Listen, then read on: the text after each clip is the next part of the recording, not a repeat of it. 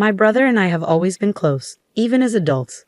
Before he got married, we would spend our weekends together. But as the years passed after his marriage, things changed. One day, when I assumed he was living happily, I received a shocking message from him.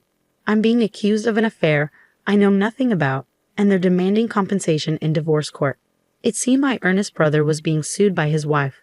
Immediately, I rushed to his house. My name is Ava, a 31-year-old woman and lawyer. After graduating from law school, I began working at a prominent firm. The journey to where I am today was challenging, but I've managed to build a busy and fulfilling career. Despite my hectic schedule, I make time for my unique hobby, gaming. My brother Samuel, 5 years my senior, shares my love for gaming. He supported me during college and the bar exam, and we've remained close. As I established my career and continued enjoying games with Samuel, our gaming sessions became less frequent after his marriage last year. Then, one quiet weekend, Samuel called. "Hey, do you have a moment? I need some advice." This was unusual, as reliable Samuel rarely sought guidance. Surprised, I listened closely. "Recently, my wife has been acting strangely," he confided. "She often goes out and sometimes doesn't come home at night. I hope I'm just overthinking it." Samuel's wife, Charlotte, seemed friendly the few times I met her, but his concerns were alarming. While staying out late or going out isn't inherently wrong, it can be concerning if it's frequent and suggests potential relationship issues. Samuel turned to me, a lawyer, for potential solutions. However, without solid evidence, there wasn't much I could do from a legal standpoint. Involving a lawyer at this stage might escalate the situation without proof against his wife. "I understand your worry," I told him. "But without more information, it's hard to say. She could just be out having fun. If you're seriously concerned, our firm works with a detective agency. I can introduce you to them." Though there wasn't much I could do directly, I offered to connect him with a detective if he felt the need. "A detective, huh?" Samuel considered. "That could work. I'm swamped with work, so I can't investigate it myself." "I'll think it over," Samuel responded, sounding uncertain. Despite his hesitation, I sent the detective agency's information to his computer. "Let me know if you decide to hire them. I'll make the necessary arrangements," I assured him.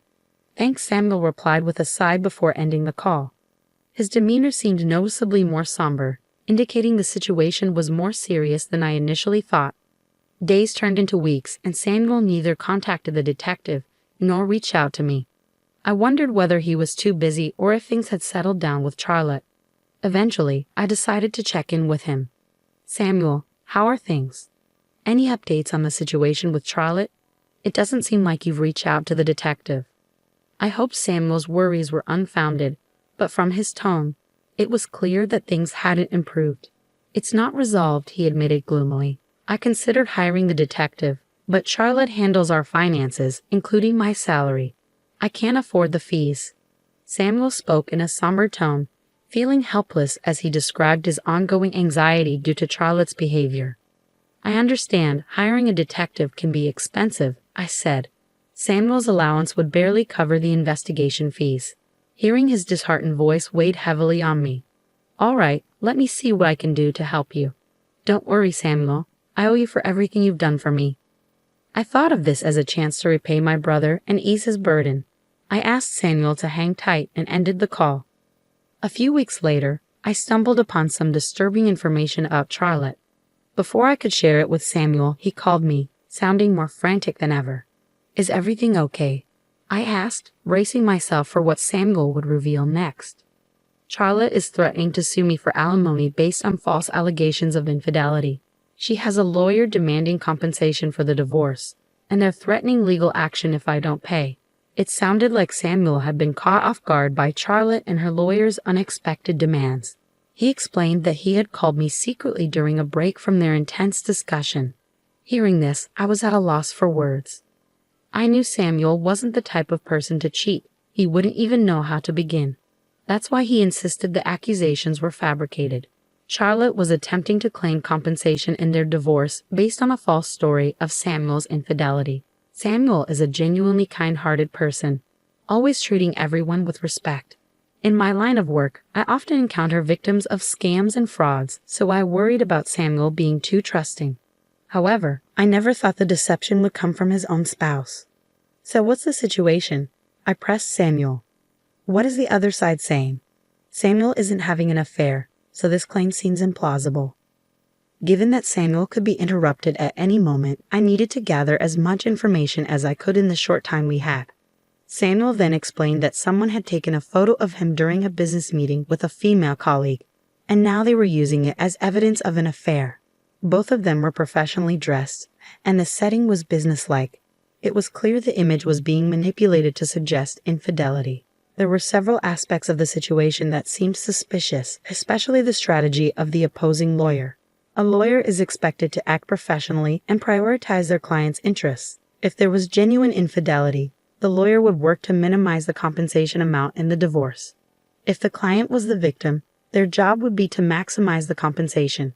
Demanding compensation based on such weak evidence struck me as questionable. If the lawyer had any legal training, their approach in making such unreasonable demands was troubling. Accepting such baseless requests as a family would set a dangerous precedent for future wild claims. I couldn't sit idly by. Samuel, I'm on my way over now. Don't respond to anything they say until I get there. Just stay put and wait for me.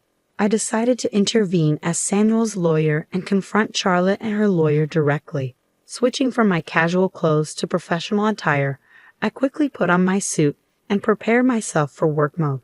I called a taxi and hurried to Samuel's house as fast as possible. Upon arrival, I took a moment to collect myself before ringing the doorbell. Samuel answered, welcoming me inside.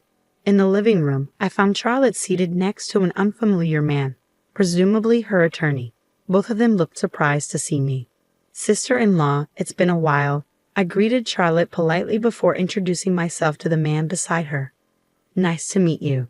I'm Ava, an attorney, and I'm here to represent Samuel.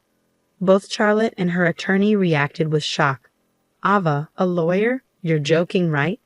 Charlotte mumbled, exchanging a quick glance with her attorney. Her astonishment was understandable since she had no idea I practiced law. In the past, people had sought free consultations from me, which sometimes caused trouble. To avoid such situations, I kept my profession private, sharing it only with close friends and family, including Samuel. He respected my decision and never mentioned my job to Charlotte, which likely explained her surprise at my sudden involvement. Since Charlotte controlled Samuel's finances, he likely wouldn't have been able to hire a lawyer under normal circumstances. Perhaps she thought Samuel would be defenseless and seized this opportunity to assert her claims. As Charlotte and her attorney sat quietly, I considered my next move. Then Charlotte's lawyer spoke up, interrupting my thoughts. I don't care whether you're a lawyer or not, the opposing lawyer said. Your brother cheated and should obviously pay compensation. Charlotte, seated beside him, nodded in agreement. Their confidence in winning compensation in a divorce case based on such weak evidence puzzled me. What evidence do you have of this alleged affair? I questioned the lawyer, though I couldn't believe any claims of Samuel's infidelity. Despite my arrival, they continued insisting on the accusations. I wanted to know if they had any further proof beyond the photo Samuel had mentioned. He was having dinner with another woman. That's solid proof, the lawyer asserted. We could let this slide for $50,000. You wouldn't want this getting out to family or his workplace, would you? His words came across as a clear threat. I was almost tempted to laugh at the absurdity of demanding $50,000 based on such flimsy grounds. Did he realize how outrageous he sounded? His bold claims confirmed my suspicions that this lawyer might not be as legitimate as he appeared. Despite his status as a supposed attorney, his approach resembled that of a scam artist. I initially thought he might be a corrupt lawyer, but even with me, a practicing attorney, present, he continued making unprofessional statements. Demanding $50,000 compensation based on a simple public meeting was ludicrous. Being in a suit in a public place during daylight doesn't prove infidelity. To substantiate claims of adultery, direct evidence of actual misconduct is required. Any competent attorney would know this fundamental aspect of the law. If you didn't understand this basic legal principle, something was definitely off. I understand your concerns, I said, considering the next step. We could just settle on the payment, but first, could you provide me with your attorney license number, your full name, and the name of your firm? I pressed the opposing lawyer for his credentials. Unsurprisingly, he began to stumble. I can't recall my license number right now. I must have misplaced it. Contact my wife for an appointment, he stammered, clearly trying to avoid the situation. Forgetting one's own attorney license number is inconceivable for a legitimate lawyer. It was obvious he was attempting to deflect and find a way out. You can't provide it because you're not a real lawyer, are you? I pointed out. I expected him to confess, but he remained defiant. That's ridiculous. I could sue you for defamation, he retorted. I couldn't help but chuckle. Go ahead if you must. If you're genuine, you would have no reason to hide your identity. Plus, a reputable attorney wouldn't threaten to sue over such a minor issue. I replied with a smirk, leaving him speechless. The tables had turned and both Charlotte and the imposter attorney appeared defeated. The ball is in my court now, Mr. Fake Attorney, I said. Aren't you actually Logan, my sister-in-law's former classmate? You work in sales, don't you? At this, both of them looked up, clearly shocked. Samuel, who had been quietly observing the exchange, watched the scene unfold. The exchange left those around me in shock. You're not an attorney, I began. You're actually my sister-in-law's affair partner. Samuel wasn't the one having the affair. It was you two, wasn't it? I looked at Charlotte, who appeared taken aback by my revelation. The sudden appearance of an informed attorney must have been unsettling. After consulting with Samuel and learning he couldn't afford an investigation, I took matters into my own hands. I couldn't bear to see Samuel so distraught. So I looked into the situation myself and discovered Charlotte's affair. I had collected evidence, including the identity of the man she was seeing. When I arrived at the house and saw Charlotte with the man next to her, I realized he was the same person mentioned in my findings. The man posing as Charlotte's lawyer was actually her affair partner. I let them know I had ample evidence of Charlotte's infidelity and reminded them that Charlotte and her partner would be the ones facing consequences. So, are you still planning to claim compensation from Samuel? I asked, watching as both Charlotte and Logan silently shook their heads. I'm so sorry. I never meant for any of this to happen. Please forgive me, Charlotte said, her voice full of regret. Realizing she would be held accountable, her tone shifted to one of remorse. Logan, observing her change in demeanor, gave a slight nod. Charlotte then spoke about the fabricated affair, explaining that Logan had expressed a desire to marry her, and she had felt the same. They conspired to manufacture an affair to hasten the divorce and seek financial compensation. It was astonishing how someone could conceive of and attempt such a scheme. Samuel, who had been silent up to this point, finally spoke. You betray someone and then try to frame them for a crime. You think just apologizing will make it right? I've always trusted you as my wife. Be ready to face the consequences of your actions. His words were calm but carried a palpable anger toward Charlotte.